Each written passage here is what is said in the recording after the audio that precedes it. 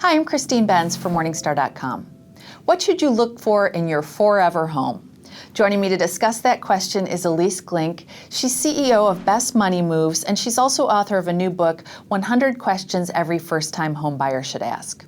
Elise, thank you so much for being here. It's fun, thank you. You've got a new edition of your book that is geared toward first-time homebuyers, great questions that they should ask before pulling the trigger on a house. I want to talk about a core demographic for us on Morningstar.com, though, which is people who are getting close to retirement or in retirement.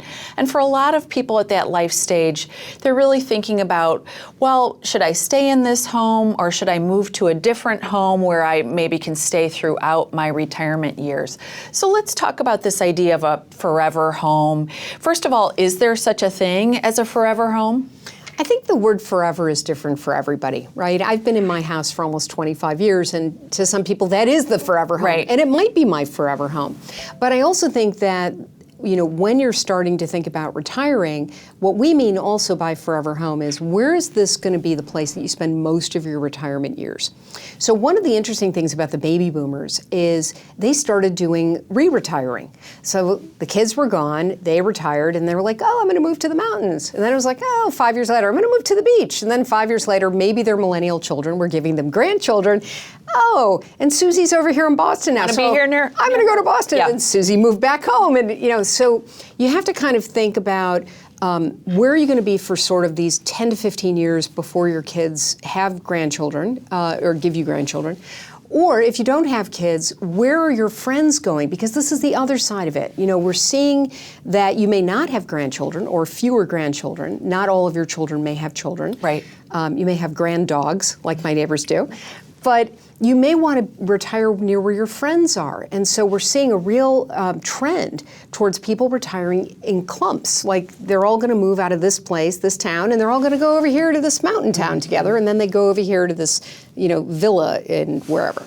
So it's interesting to sort of look at what your future, your 25 or 30 years looks like, and make your list, like I say for my first-time buyers in the book, make your wish list, make your reality check, what you can't live without, and then take a look at your finances in retirement to see what you're going to be able to afford to do, and that should be where the conversation begins, with a bottle of wine. Right. Okay. Good advice. So let's say someone is thinking that they actually want to try to stay put in one place. Let's talk about what sorts of things they should prioritize if they are thinking about staying in their home or thinking about relocating to a home that might be appropriate. What are some of the key features or amenities that they should be sure to consider? And of course, it's very individualistic. It is, but it isn't, right? So when you move to the house that you raised your family in, school district is probably top of your list. It is for a lot of people. It should be if it isn't.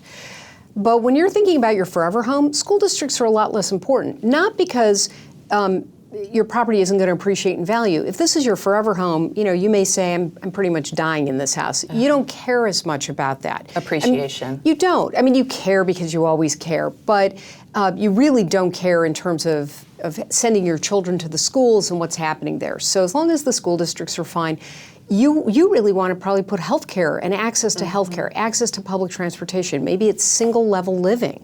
Maybe those knees are going.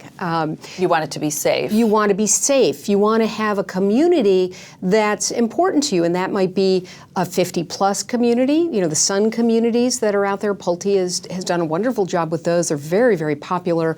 Appreciating nicely for those who live there. But some people don't want that at all. They want age diversity in their community. Right, or maybe you want to live in near a downtown, which is near culture and nightlife and restaurants, and you want to recapture what you used to do when you were single or dating your spouse or partner, and be able to walk to everything and have this great city culture experience.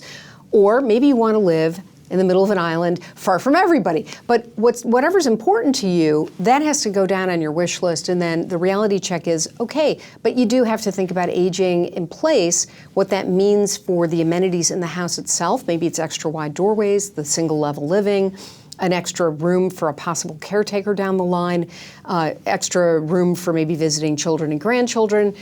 Maybe it means you need to be on a bus line so that you don't, when you can't drive anymore, that is easy access to transportation. So all of those things should be thought about. Okay, so those are all sort of quality of life considerations. Let's talk about the financial piece.